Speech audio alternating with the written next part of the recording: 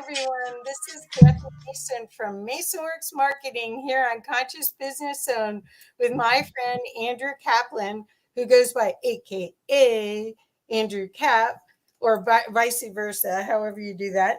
Anyway, Andrew has just, number one, the last Law of Attraction book you'll ever need has sold more than 100,000 copies. Yay! And as a publisher, I want to know exactly how he did that. So I actually asked him, I don't know how many months ago, I think I contacted you and said, okay, what are you doing? And you said, just wait, I'll let you know. And then lo and behold, here's the new book, 3 words used to sell 100,000 books. So Andrew, welcome, welcome, welcome. Thank you for coming. Kathy, thank you so much for having me. And also thank you for being one of the first people to talk to me about 3 words I use to sell 100,000 books. I'm just getting started, getting my brain used to talking about that stuff. And I'm personally excited to be talking to a marketing expert. You're pushing me in a better direction by answering questions from you about this. So thank you for not only having me, but being one of the first to have me about this particular venture.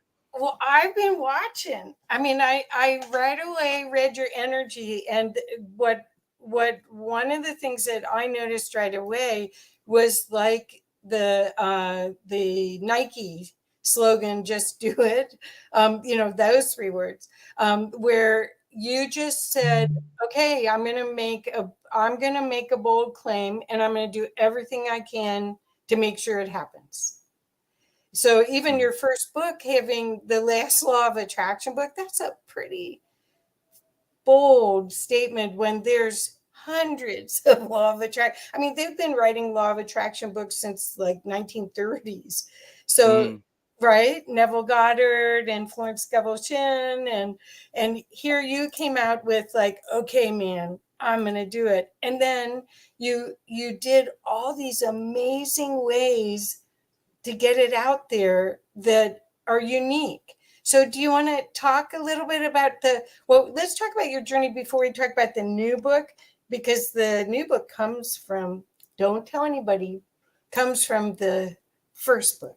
But right. Yeah. Well, I mean, it's so interesting because, and I want to try to answer every question in a way that it gives the most value.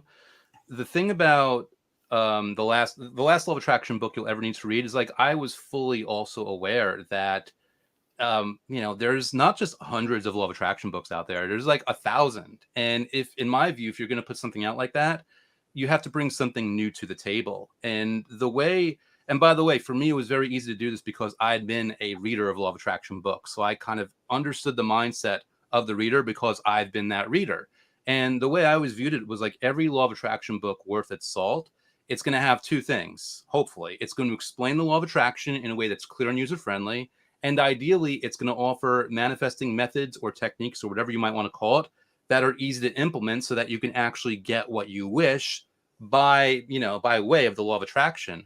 Where I went an extra step and why I felt comfortable calling it the last Law of Attraction book you'll ever need to read was I had identified, and you could even see it's communicated in the title itself, is that just like me, people will read book after book after book, but never actually get the result that they want. And I think a common problem, people don't even spot this all the time consciously, is they learn the Law of Attraction, they get really excited, they start to use it, they start to get results, and then they still stop. And I basically looked at myself, I looked in the mirror and said, well, what has been stopping me? Because the more personal a problem is, the more universal it is also. And when I solved that, when I worked it out, it was really just a challenge on myself to articulate that in this book so that everybody else with the same problem could work it out as well. And you'll notice the way it translated. And, I'm happy to go down whatever roads you want in terms of answering questions of, what I did specifically. When I was about, 70,000 copies sold in, I was getting more and more people asking Andrew, how are you doing this? How are you accomplishing this? And funnily enough, the 3 words I used to sell 100,000 books, they're not Law of Attraction. There's something different, even though in my view, Law of Attraction is everything. But basically, I made the decision of when I was about 70,000 books in, oh, wait, let me start writing a book. In fact, if I'm tracking things right, by the time I finish this book, I will hopefully ideally be at about 100,000 copies, which is a nice communicative number versus a million, which will take me longer. So I said, all right, I'm actually going to make this a book about what I did specifically to get to 100,000 copies and beyond. And that's where we're at right now, where, just like with the Last Law of Attraction book you'll ever need to read, where I did my best to articulate what was going on and why people were getting in their way and how to get out of their way. For the new book, I want to articulate what I specifically did so that any nonfiction author whose book helps people do something, learn something, achieve something, or solve a problem or challenge in their lives could basically model the same stuff, hopefully for fruitful results for themselves. But also, even if you're not a nonfiction author, I've kind of made it a sales and marketing book in disguise. So Yes. like, even though I say it and I frame it to help these nonfiction authors, I would hope that you can take this advice and apply it to any kind of business where you are serving someone through either a product or a service.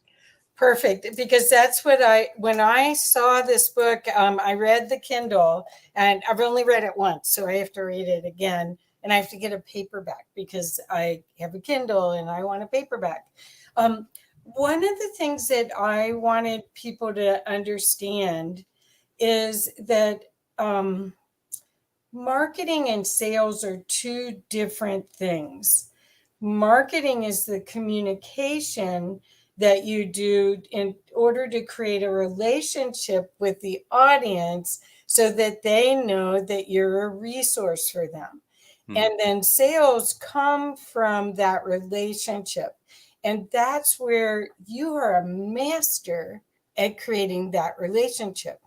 How can you share about that part of it? Because really, even on all your interviews that you did for the Law of Attraction book, you created an instant rapport with people. There was never the professorial, I've got this all figured out and you guys are stupid if you don't know. There was never that. It was always in service and making the information usable. So could you talk a little bit about that? Because you're charismatic. Thank you. But So, I mean, I'll take the compliment and, assume that's true. I mean, I can tell you, because you said that I'm the master, or I am a master, not the master. And I'll tell you, whether I am or not, I look like a master. And the reason I look like a master is something that anybody can borrow. So the thing that I believe contributes to the success and power and effectiveness of what I do is just that I care, that the intent is to serve. So when you have that vision in mind, you apply that to each and every single thing, and it cascades to all the things that you just said. Like, for example, I'm hopefully not some snooty, talk down to type of person, because I realize that any kind of level of arrogance or condescension is not going to serve the person who's receiving the information. It's, if I am not accessible to them, then the information is not accessible, and therefore they cannot be helped by it. So, okay, my intention to help people or to serve them, it takes care of that. You mentioned that I'm charismatic or good on interviews. That's because I've thought out very deeply and very intently of, if this situation arises or this question comes up, what is the best way for me to word or phrase things in, again, a highly accessible and consumable and easy to implement and user-friendly manner? Everything that I do is coming from the place of, whoever is going to buy either book or is going to go on my YouTube channel or is going to do anything else with me, they need to get what they paid for and then some. They need to get 10x to even 100x the value. So when I come in with that attitude, things only look flawless, because I think all of us, we have so much more to give than we ever give ourselves credit for. And when we get out of our own head and just say, well, let me take what I know and just do and just help, a lot of things auto-correct. And that comes down to your vocal inflection, your body language, your eye contact. You will be magnetic and charismatic in the sense that people will know you can't fake this. They will know that you're genuinely trying to help. They will know that you're putting yourself out there, and that will help them give themselves permission to use whatever content that you're sharing and try it, which, by the way, if you really care, that means your content also works. None of this happens, no matter how charismatic or smooth I can be in any interview, none of it happens if the books don't live up to their promise or their title. Because eventually, if people read the Last Law of Attraction book you'll ever need to read, and they can't hang their hat on that, it'll get slaughtered in reviews and then people will stop buying it. And versus if I've actually done my part and it's actually an excellent book and it actually keeps its promise, I can actually lose money advertising the book because people will buy the book, love it, and they'll recommend it to friends. So even if on screen it looks like I paid X amount of dollars in advertising to sell X amount of copies, those copies actually exponentially multiply as a segment recommends it to other people and segments of those recommend it to other people. So, too long didn't read. A lot of this just comes down to if everything I do is rooted in the decision to serve in whatever way, in whatever format I'm doing that in, things will automatically be way more powerful, way more effective, and way more useful. Right. And I think that's apparent. I think that's why I bonded with you right away, was that's what I'm hoping that I'm doing as well. Plus, I even have gold stars in my logo because I want a gold star. I want to give value and then more so I can get a gold star. So, so the things that I think a lot of people will be interested in knowing about is the stick to itness. So right now we're going through a lot of changes. A lot of people are worn out and weary of the news and the energy that's going on in the world, and we know about everything right away. How did you stick to it? I mean, that was the other thing, is that you like, I talked to you and you said, don't ever do 100 videos. Don't ever commit yourself to do 100 days of videos. You'll be sorry. So how did you do that? I mean, because I don't want to give away the new book, but I do want to give people an idea of that. Okay, I'll back up. I work with a lot of people that hire somebody, a company like mine, to do things for them. They still have to show up and create the relationship. And it's not like you can say, oh, well, I can't do this because I'm not wearing purple and it's not a Saturday. You can't be that inconsistent with what you're offering to be seen as a trustworthy resource.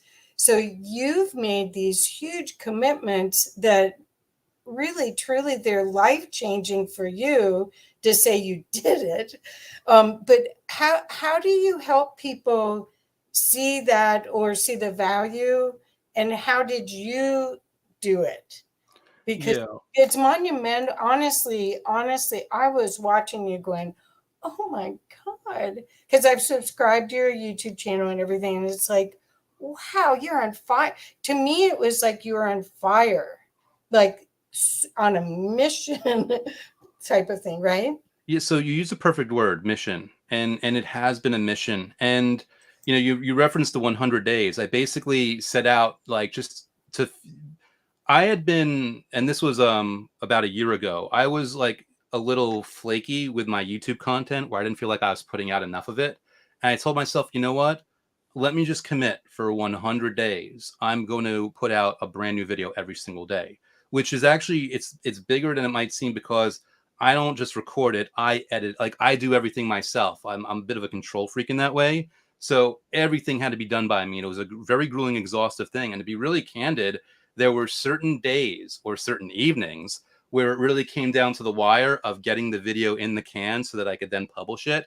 And it was a grueling thing. And I'm glad I only did 100 days versus 365, because there is that danger of burnout. And that's really what I believe you're asking. Because how do you do this and not burn out? And for me, I have been in business in one form or another for 20 years, which means then in the middle of the successes, I have failed for 20 years. And I've been very careful and very in tune to learn as much as I can from my failures. So really, this just comes down to, yes, being on a mission, believing in the book, believing in the message of the book, believing that this is actually going somewhere, and just having a tenacity of the understanding, like, listen, if I'm not tenacious, then I will have wasted all this effort and all this energy. If I don't show up every single day, I'm actually blowing it, and I refuse to blow it. And we are in strange times. And I'll tell you, I live in New York. And when certain things happen in 2020 and they shut down the world and they shut down New York, I have to look and like, all right, well, there's not much of a social life going on now. Let me rechannel and refocus my energy toward business, and let me do more YouTube stuff, and let me put myself out there and do more interviews. So again, it's so funny because like these are all like ninja tricks, but it all comes down to still like it's about being rooted in the values. When you're rooted to serve people and help them, you're going to show up in great ways. And also when you just believe in what you're doing, you believe in the message, you believe in the mission, you're going to show up every single day. Which to give, and thank you for not giving away all the secrets from the book, but to give something from the book, a little spoiler alert. One lesson I put in there, which I learned from not personally, but just from observing Dan Kennedy, is I remember Dan Kennedy reading something where he said, even after he had made it as a multimillionaire, he made this decision that every single day, whether it was something big or something small, he always did at least one thing in service to his business. It could have been running a filled up marketing event. It could have been answering an email or answering a fax. It could have been big or small. And I have that attitude where every single day, even to this day, to every day since I've launched the first book, I do at least one thing. Insert this conversation right now qualifies. But even if I wasn't having this conversation with you, the email that I answered, 40 minutes ago would have qualified. Or the next call, like something's always going to qualify. So it just comes down to like when you care enough about the thing, it's not always going to be fun, but you're going to do it. And by the way, you've got to throw away perfectionism, because perfectionism will keep you consistent. Where being willing to be imperfect, you'll have room to be consistent and you'll get a lot more done. Which, just to make my answer just a little more long-winded, I love that meme where you see like two ladders and two people, and one person is so much higher on the ladder than the other person. And the reason is the rungs on the ladder are so close. He's taking little steps versus the other ladder where the steps are too big. They're too far apart. So the person didn't even get to the next step. When you do just the little things every single day, just do whatever you can, everything adds up, everything builds up, and something comes of it. That's so cool. Well, the other thing I remember, because I'm not going to give away the book. It's your new book, and I'm not going to give it away. Plus, I only read it once, and I do need to read it again. One of the other things that you told me that I took to heart was having a buddy, and having somebody that you actually, rather than just doing it for yourself, to yourself, you actually tell somebody else, whether it's texting them or like right before we met today, I meet once a week with somebody on Zoom, and we talk about our list of what we're going to do that's for our business, because we both do things for everybody else. And we actually give each other little duckies. Mm. Did you earn a ducky today? So she's got these little buckets, and we got these little baby rubber duckies. And I got a ducky this week. But anyway, we're only doing it once a week. But I can see the value, because there's something about having to be accountable to someone else and not just yourself. And I think I really, you brought it up to me, and that really made a big difference. Do you want to talk a little bit about that too? Yeah. Well, Sonny, like the context of what you're talking about with like my accountability buddy, so to speak, that actually goes back to where basically every single day, what law of attraction method do I do? And every single day, what I do is I pull out my phone and I record a message of all the things that I'm grateful for, which, by the way, past, present, or future, I still say them in the present tense. And I send that to my friend across the country who does the same thing for me. And what I've done in that regard is I've taken something that is reasonably easy, because like it can't feel like a chore, otherwise it's too much of an uphill battle. But even knowing that it's easy enough, I've installed a little bit of social pressure. We find it so easy to let ourselves down, but a little harder. I think it's just built into our genetics of never wanting to get kicked out of the tribe. Like back in older times, where like if you got kicked out of a tribe, it was you against a saber-tooth tiger with no backup. So Right. knowing that, again, human nature, human psychology, having that self-awareness and that understanding, I've injected a level of accountability where maybe if it's just me, I might drop the ball. But since my friend is counting on me to do this so that he can continue to do it, I am that motivated to do something. So I think there's a lot of value in that, like whatever it is, leveraging your own psychology, your own nature, Yeah. in a way that's to your advantage rather than your disadvantage. Right. Right. Well, I remember one of the first times that we were meeting and I hadn't done my homework. And there's so much shame. It was like, please forgive me. I meant to do it. Because you leave these meetings going, yeah, I got a list this long. I'm going to do all 6 things. And then you meet the next week and go, I did 3 of them. But I did 3 of them, so, and I get 3 duckies. But so in your case, you're actually using and being an example of why your first book, the best law of attraction, the only law of attraction book you'll ever need, you're actually using the book and Yeah. the whole gratitude lessons that are in the book.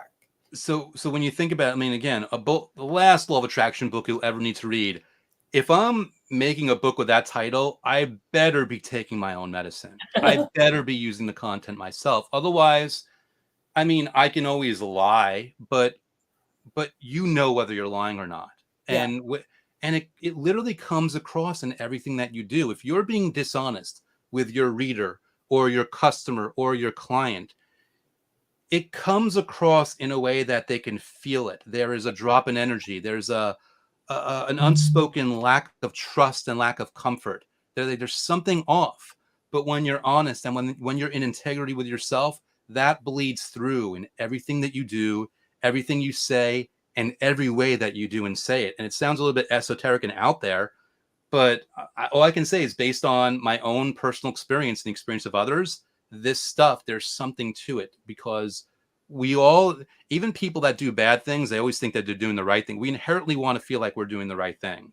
And when we're not doing that, it affects our behavior. It affects our judgment. So the best thing you can do in service to yourself is like, let me be in integrity with myself, knowing that it's going to serve me. It's going to serve the client, the customer, whatever. It's going to serve my business.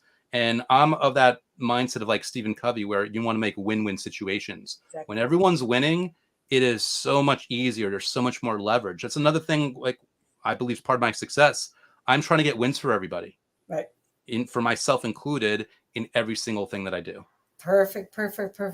So part of this is you're every day you're texting your friend. Mm-hmm. Are you doing your gratitude for things that are in the future, like saying I'm grateful that I've sold 120,000 books? Are you doing that? Is it assumptions? It's a mixture. It's a mixture of past and present and future, all phrased in the present tense. Okay. And this, by the way, mirrors my time lapse method from my book, where you're injecting all of them, which it's a little bit of a long story why it works, but basically, Go ahead.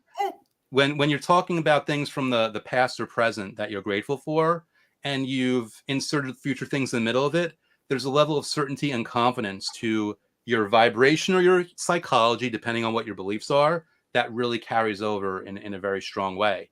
And yeah, for me, I'm very intentional about, some days it's just present stuff. Some days it's a little more future. Like, there's no rules, there's no boundaries, there's no restrictions. The number one thing, and this is what I preach in my book or through my YouTube content, is that whatever method you do and however you do it, the whole point is to feel good while thinking about what you have or what you want, or both. If you can do that, then the method has basically done its work for you. Well, I know that this is a very powerful subject because I did a little study on my email list where I gave away a free ebook for, I think it was for, I don't know if it was 6 days straight. And the most opens I got was a 30-day gratitude plan or a 30-day gratitude journal, free download. I'm doing marketing. So it wasn't how do I build my email list? It was the gratitude. So I know that this subject is so important to people, and that refocusing to gratitude could change their whole lives. The highly cynical and critical um, time that we're in doesn't have to be how you live your life, right? Yeah. And really important thing about that is, oftentimes we do gratitude because we've heard how it will lead to all these results. And that's all good and well, but what I would suggest is, especially for someone that's just even cynical about doing it, don't even worry about the stuff that you're going to get because you do it. Right. Understand and acknowledge the fact that by taking 5 minutes out to feel gratitude, that's 5 minutes where you're not stressed out over work or over career or over relationship or over the state of the world, that or whatever else. That's 5 minutes of feeling good, meaning you've already won. The win is in the moment, right then and there, with no delayed gratification, where you're just choosing to feel good about something. Because if you're not doing that, you can't feel good and bad at the same time. So if you're not feeling good in that moment, you're at least opening yourself up to the familiar programming of feeling bad because you're watching the news or whatever other nonsense. So the win, regardless of what comes afterwards, it's just in feeling it in that moment for those 5 minutes, which to me is why it's so valuable. And why, by the way, I'm a law of attraction author rather than a fitness coach, because while fitness also has value, one thing I can't get around is that for people to be fit and they want to work out, they have to go through pain. With what I'm telling you here, there is no pain. Right. There's nothing really stopping you. There's no feeling of discomfort that should prevent you from doing this, which is why I love teaching it and why I've chosen to do something like that, because it makes it easy for me to preach about it and say, this is going to work, because it does work. Yeah. Well, and that was what before we came on, I mentioned something about your wrestling work that you did right out of college, where you do you want to explain a little bit about that? Because I think your capacity to focus and stick to a goal is unique.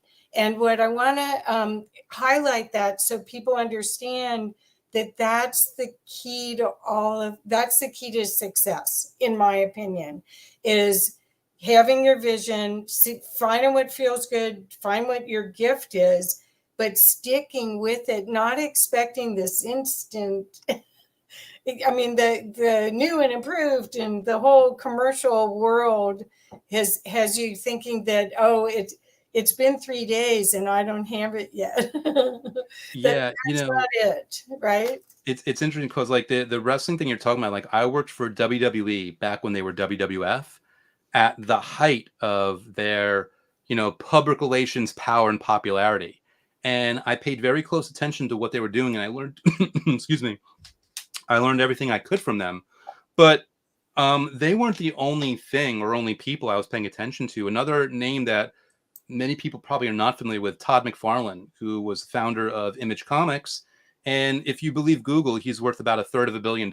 And what Todd did is he's a world-class entrepreneur who happened to be a comic book artist. So he used his entrepreneurial skills and his entrepreneurial vision to really move his comic books and move his art in the right direction. And, you talk about like, sticking with something. His first character that when he was founded Image Comics with a few other artists, Spawn, is the same character he is still doing 30 years. Like this is the 30th year, 30th anniversary of that. And that's still his primary publishing project. And the thing about it is, again, like I've failed in the past like anyone else. I think sometimes, people look at this book like, whoa, Andrew sold 100,000 copies and it looks like an overnight success. But it was a 20-year journey, not a 2.5 year. Like it came out in 2019. This was not a 2.5 year journey. It was a 20-year journey because I synonymously wrote other books and failed and learned what didn't work and what did, and learned where I was focused in the wrong way and learned where I was focused in the right way, and just kept adjusting. And I think the thing about it is, whether you give up or not, like, if you're alive tomorrow, tomorrow's going to come. The best thing that you can do strategically for yourself is to stay on point and stay on mission, because, whether something takes 1 year or 5 years or 20 years, if you don't stick with it, it's never going to happen. But if you do, at least it will happen when it happens. And the more you stick with something, the more insightful you get, the wiser you get, the more strategically sound you get, and there will be a speed to things. I think the fact that I sold 100,000 books in 2.5 years, it only took 2.5 years because I had 20 years of experience behind that, so I can leverage it. And I figured, hopefully it'll get me faster to the next 100,000 copies and closer to 1 million, whatever it might be, because I continue to learn and don't give up. So Like, tomorrow's going to come one way or another. You might as well keep working on your thing to increase the odds, increase the chances, and increase your success as you move forward in life. That is perfect. Thank you so much, because I do feel that the commitment to your audience is one of the other things that you model, and I recommend people watch this, because if you do have a mission that you feel strongly about, you see the world in a unique way and you can teach it. The world needs you. I mean, and right now with the way electronics, I mean, these vehicles, Zoom, and this is StreamYard that we're on. They're not very expensive to do this stuff. You can take a video with your phone. You don't have to have real expensive equipment to do YouTube channel. Really see what is yours to do, and don't worry if you fail. That's just a learning experience. What you said, Andrew, is so perfect.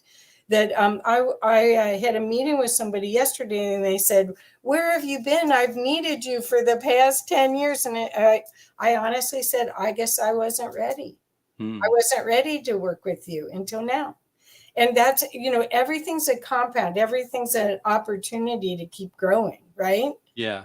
And we've spoken a lot in themes today, but I guess I want to reassure people, because it's easy to pay lip service to certain things like what I've been talking about.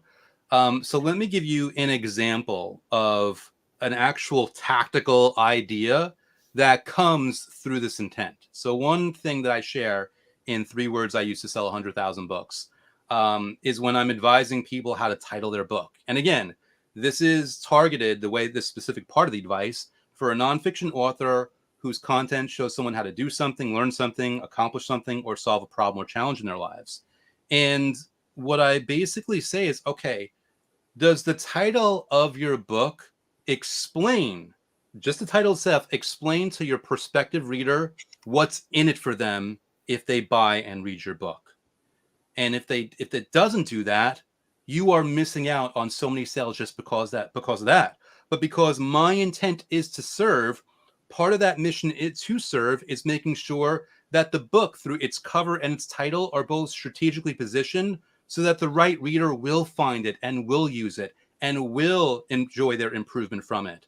And I'm hesitant to say this. I'll throw a little unintentional but loving shade at author Andy Frisella. And actually, I think if he heard what I was about to say here, he'll agree with me. He's got a book called 75 Hard, and it's a catchy title. People have heard about 75 Hard. I mean, it's a thing, and you think, well, why wouldn't I want to be like Andy Frisella? Why wouldn't I want to model what he does for titling his book? Well, it's because Andy Frisella has millions of followers. Andy Frisella can pump loads of marketing dollars into his book and pushing it out there. But if Andy Frisella, if you gave the title or the book 75 Hard to someone that didn't have a following and someone that didn't have anybody that knew about him, and you put up on Amazon, and someone is looking for the solution to the problem that 75 Hard solves, they're not going to give it a look, because 75 Hard, you don't know what that means, just the title alone. But a book like The Last Law of Attraction Book You'll Ever Need to Read, a book like 3 Words I Use to Sell 100,000 Books, a book by Alan Carr, The Easy Way to Stop Gambling, The Easy Way to Stop Drinking, The Easy Way to Stop Smoking. These are titles that tell you right in the title itself what's in it for the reader, why they should actually buy. And I think there's a lot of nonfiction authors out there, and you're wondering why your book isn't selling so much. Look at the title. Did you title your book to sound cool because you want to look good to your friends and family, which is understandable, to human nature? Or did you title your book to sound useful?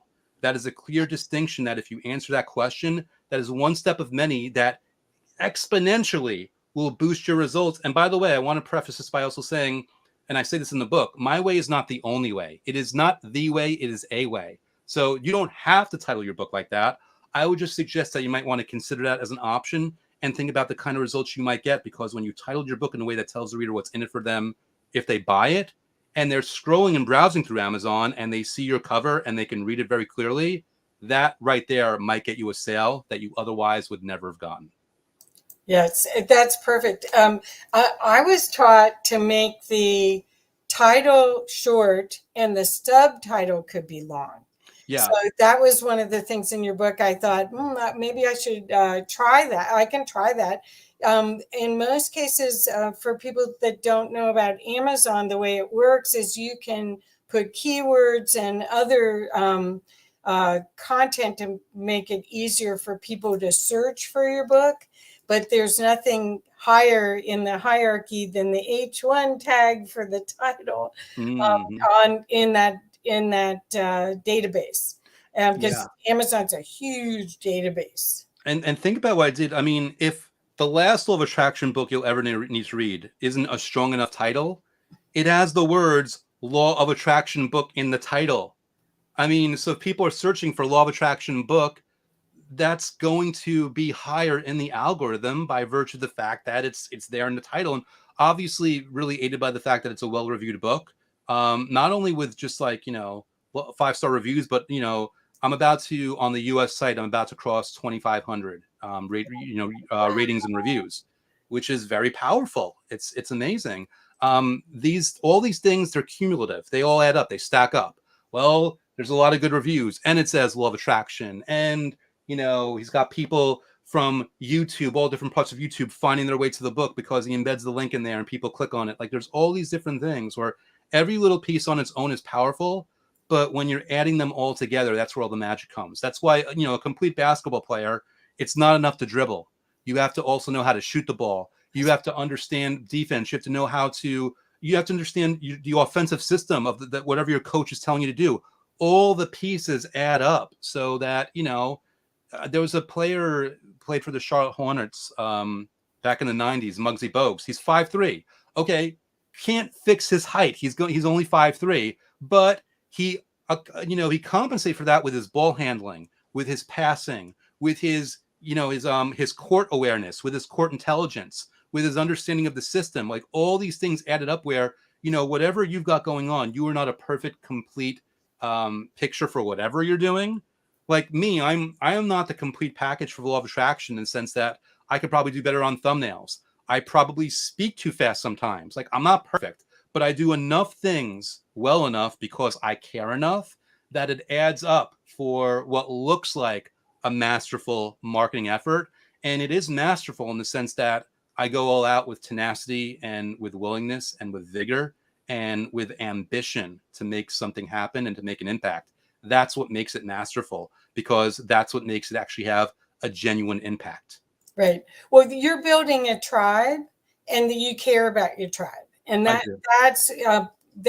that is important as far as people building a following. You can't. If you look at all of the famous authors, you see that they've done that. But what you've done is something different during a time that most people are shaking their heads going, oh, this is this time. You just used it as a diving board, bling, right into it, and said, okay, well, I'm going to use this time to see what I can do without any fear. And the other thing I wanted to just put emphasis on is you said you failed, but no one's looking at those failures. And I want to make sure people hear that, because there's so many things I've tried over 22 years of doing this business that I'm not telling you about. but I know they built a knowledge or a way of not doing it to make everything better. And that's what Andrew is showing you, what works right now to sell 100,000 books. And probably he may have to change that title. Thank goodness it's easy to do on Amazon, to 200,000 books by the time we're done with this, right? Here's hoping, right? Yeah. Well, it's funny. I mentioned the book. I don't know how or if I might adjust my process, because again, I'm not locked into like whatever works. I'm going to keep doing it, but I don't lock myself in. If something stops working, or if I discover a better way, there's nothing that's going to stop. Like I'm not going to be rigid in my advice to other people, and then I'm therefore certainly not going to be rigid in what I hold myself to. Like really, whatever works, go with it. And this is the fine line. This is the balancing act, because we're talking about, like, sticking with it and not giving up.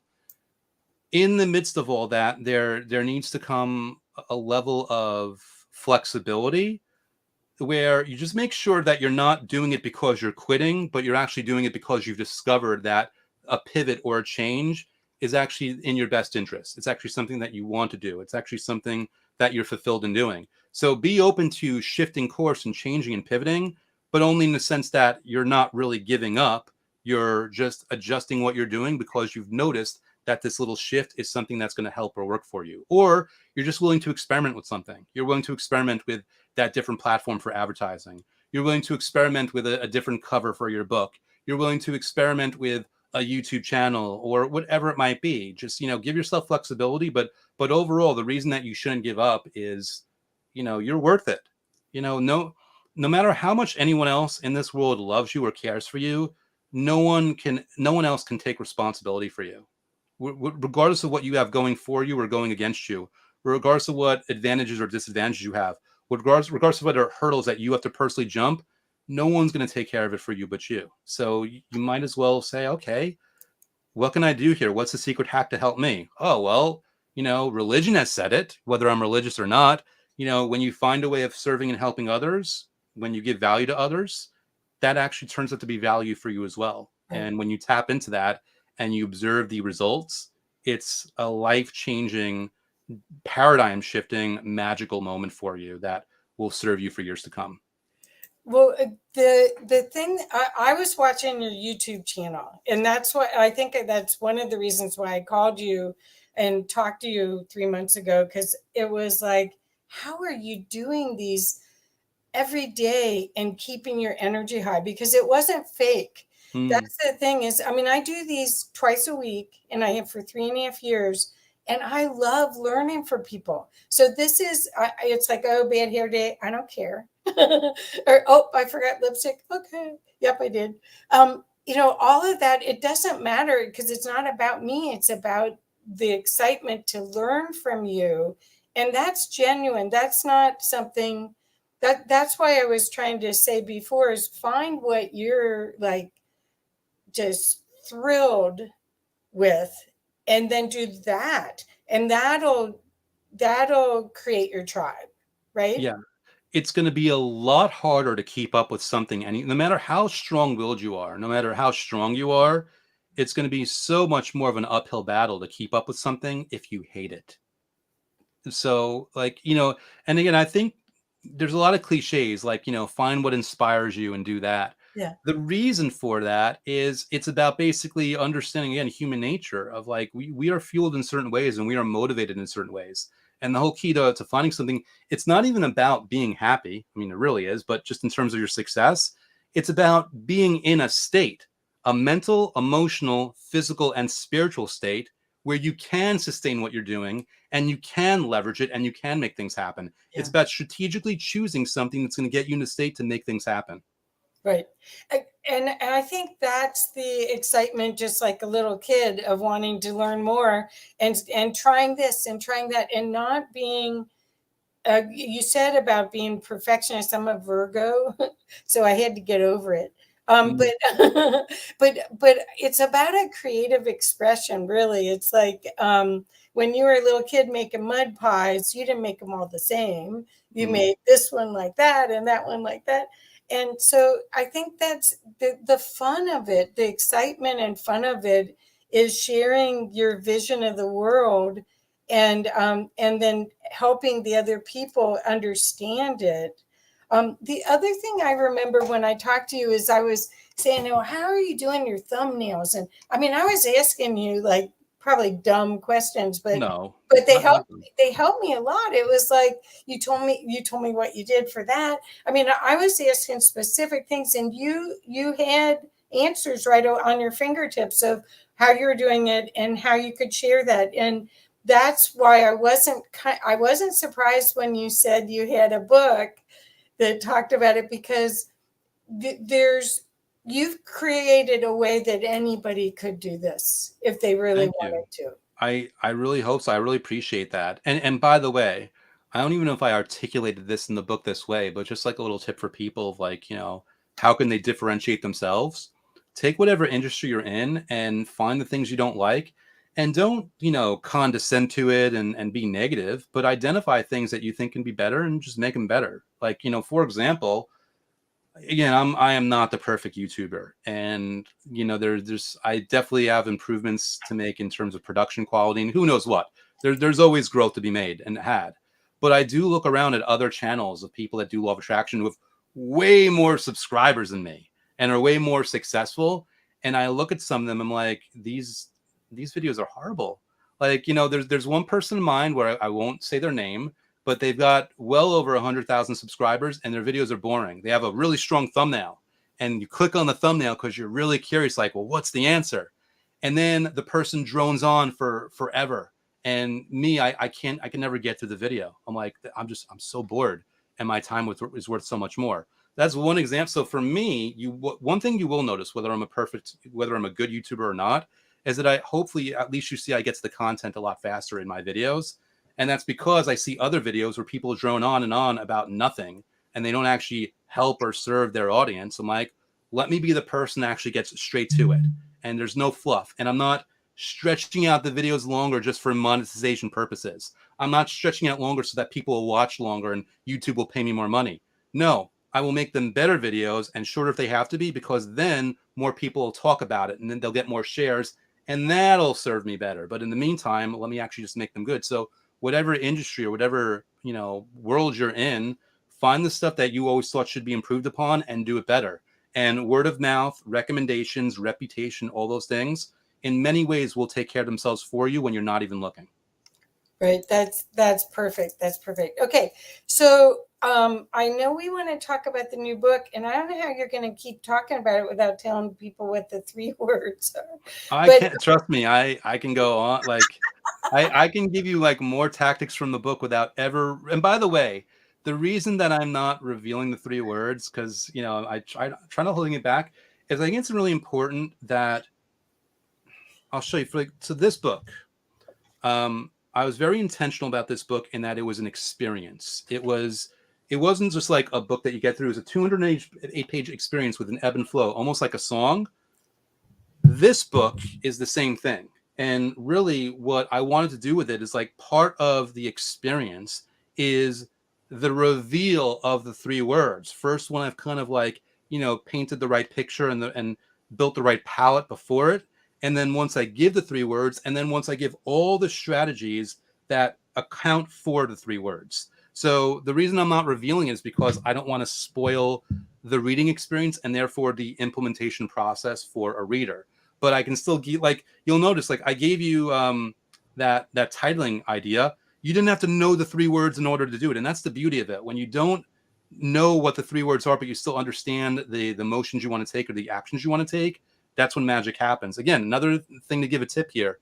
You'll notice that this is not like some dramatic, like amazing, highly graphical cover. But remember, this is not a fiction book. The important thing for me personally, again, this is a way, not the way.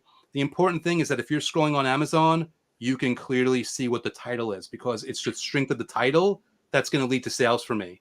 And you'll notice I said 3 words I used, and then I did a color difference for it to sell 100,000 books. That's because I want to make sure and understand how the human eye moves through and how a complete sentence is. I didn't want it to be like, I used to sell 100,000 books. It's 3 words I used to sell 100,000 books. I wanted 100,000 books to really pop, because that's what people care about. Like, everything here is like a lot of psychology into what seems like a very simple cover. So, the 3 words that I used actually went into the cover design. They went into the title. They went into the fact that I say YouTube is one way of many to get things going, where I'm talking about serving people and giving them benefit. It all adds up in that way. So yeah, Kathy, we can talk as long as you want, and I can get away without ever actually revealing the 3 words. Wow, that's cool. That's cool. Well, that your book covers are like billboards. Yes. That's what it's so for, maybe the old rules of titles were set for when there weren't as many books out, but now there's so many books. And if you put in keywords, long tail keywords, which is 3 to 4 words, and you're searching, you'll get too much competition. But yours just automatically shows up as a billboard on Amazon. It's readable even in this little teeny thing. Yes. So by the way, so this how awesome Kathy is. Kathy wants to make sure that we're not giving away too much from the book, but what she's referencing here, I'll give it away. I call it the Amazon squint test. So when you're designing a book cover, remember, if your intent is really to make sure that your audience is really helped out and your content helps them, well, again, they have to notice your book to begin with. Whenever people design a book cover or they hire somebody to design a book cover, they make it really close and really vibrant. And the reason they do that is because they are subconsciously trying to sell people on the book in that moment. So they're making it look as good as possible to themselves. But what about if you make it look in its worst way possible, at its lowest resolution? You want to answer the question of whether you can read the title then, because that's how it will display on Amazon and other websites.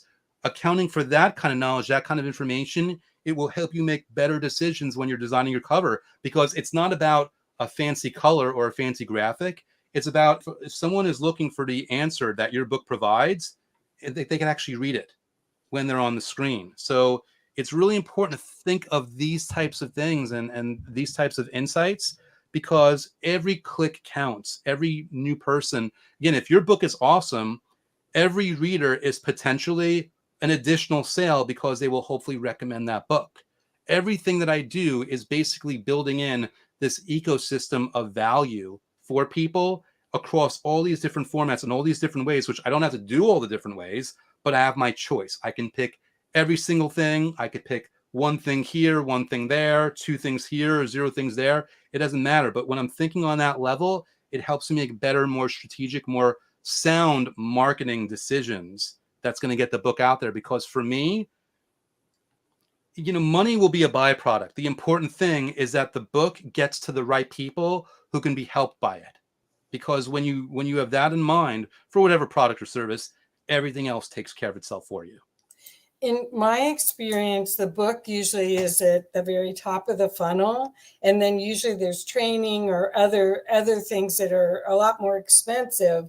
So when people hear you talk, they want to take part of you home with them. So they take a book, or they take a USB, or they take some sort of physical object home with them, at a book signing or at a talk on stage. And what you've done is you've created this whole opportunity to have a whole coaching business slash training business slash all of this. I know you have a training program after the last law of attraction book, but you can go deep with all of this, because there's more. That was the other thing I wanted people to know. If you haven't bought any of Andrew's books yet, he does a great job of simplifying and going deep on one aspect, rather than giving you little bits and pieces of the overview. The last law of attraction goes really deep, and we've already talked about gratitude. There's so much great information in there that'll change your life, but it's kind of a easy read. It's a sit down and in an afternoon read a book kind of book, not I highlighted it and I got to go back and do that. Whereas the new book, I want to read it more than once, and I do want to get a physical copy so I can highlight it. So I can, yeah. So yeah, I see that's going to be a training program for sure. Yeah, and like there's options on table. Like I haven't made any final decisions, but the beauty is like every chapter I do, like the goal was you get everything you need from the book. But, if you want to go deeper, like, and enough people ask, like I'll do a workshop on something or I'll do a training on something. So I haven't made any final decisions, but all that stuff is on the table and is a possibility for whenever the time comes. What I think people want, what I would want, and I do, is I'd want feedback. I'd want to try to do what you did, and then I'd want the mouse to say, close, you could tweak this a little bit, or have somebody to bounce the idea off of, so I could do it better, faster, cheaper.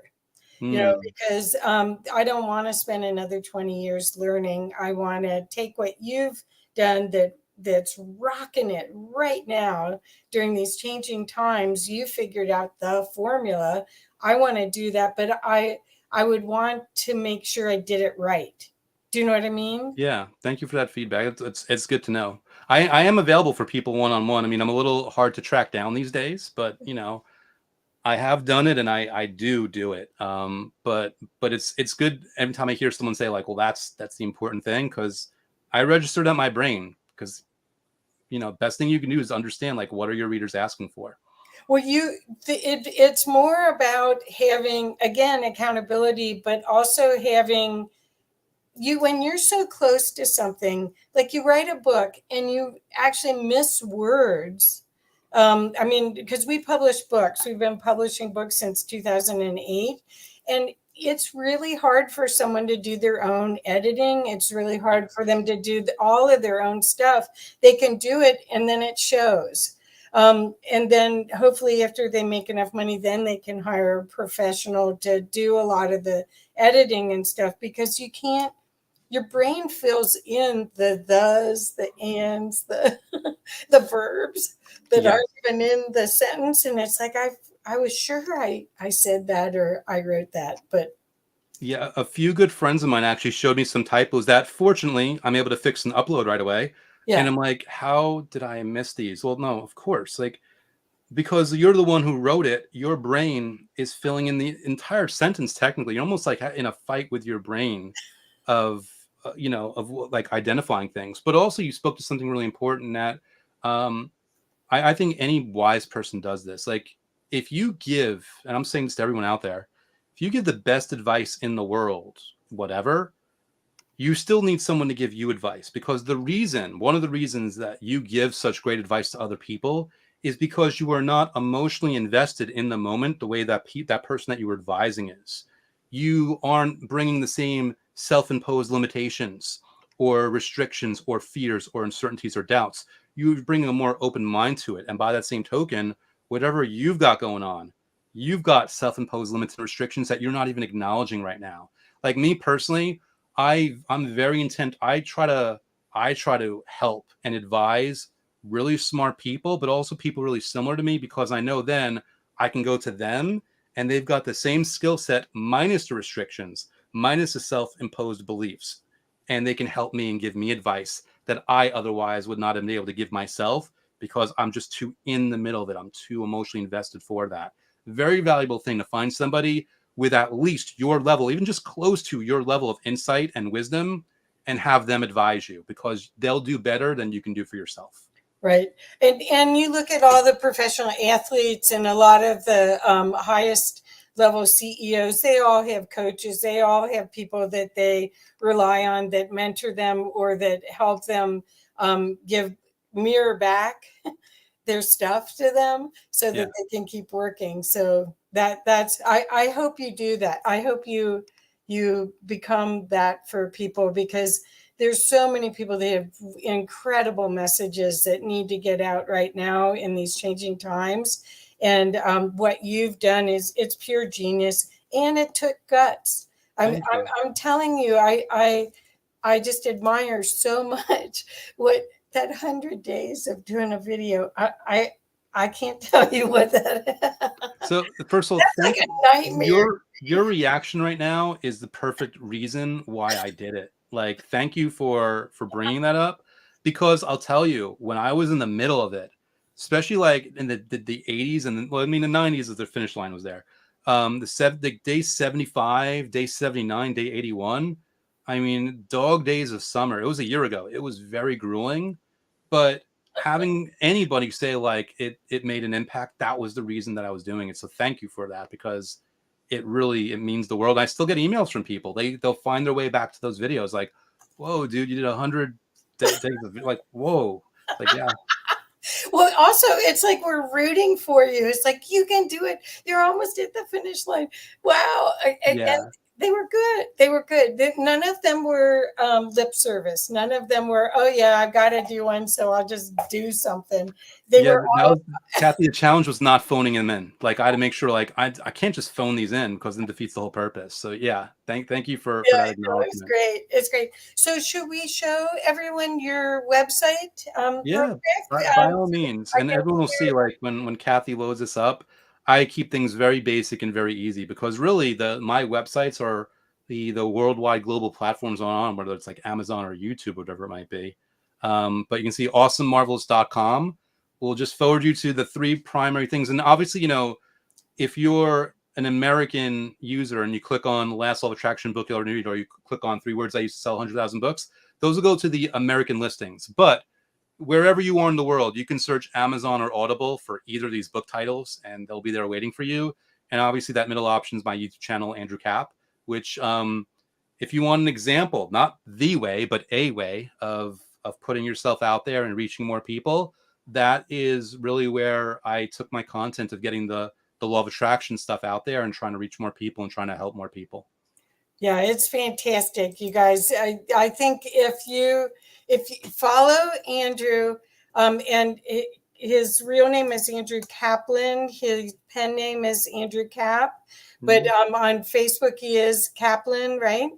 For now, I'm probably going to change that. I mean, Oh, quick little story. People are like, well, why the two names?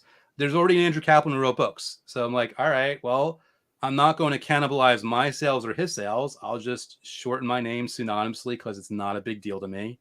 And honestly, I like Cap a lot better. It's fewer letters to type.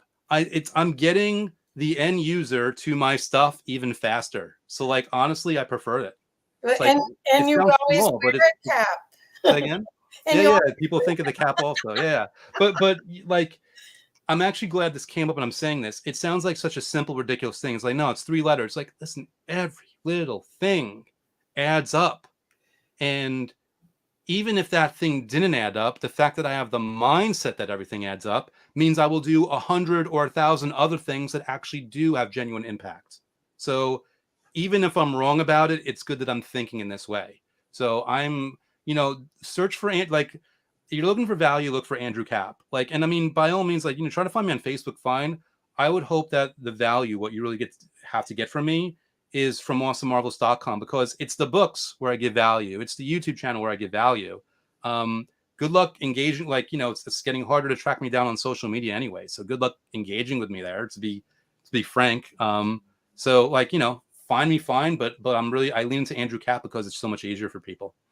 well, I hope everyone, I hope people will watch this more than once and will go and get both of your books because what you're going to find is Andrew's mind gives you a clear path to results. And that's what we all want. We all have lots going on, and these are crazy, chaotic times. And just give yourself the gift of it. The gift is of finding out how you can attract the life that you want, and then sharing your genius, sharing your gift by learning how you can sell a lot of books and create a tribe like Andrew has. It's a phenomenon. I mean, I've been doing this for a long time, and what you've done is just out of sight. Just I can't appreciate you enough. And thank you for sharing what you did. Yeah, So I Kathy, didn't have thank to you keep so much for bugging having me. you. And by again, thank you for being you. And when you've done stuff, I think any expert that does their things, a lot of the genius of what they do is kind of like it's hidden in plain sight. The questions that you asked were such wonderful facilitating questions to get Okay, value for people. So again, good. I'm very grateful that you invited me on and that the timing of this was so great so Yeah. that you can pull these types of answers, which I hope will help people. And Well, I just appreciate being on your platform and being in front of your audience. oh, thank you. Well, I'm sure that you're going to have a gazillion more interviews like you did before. But seriously, guys, do yourself a favor. Check this out because you can apply these marketing principles to lots of things that you're doing. And you'll see simple is better, clear is better, from the heart with the energy Anticipation is better. And Andrew's got it. Thank you, Andrew. Thank Thank you. you, Caps. I That was so appreciate great, you. Mary. Thank you.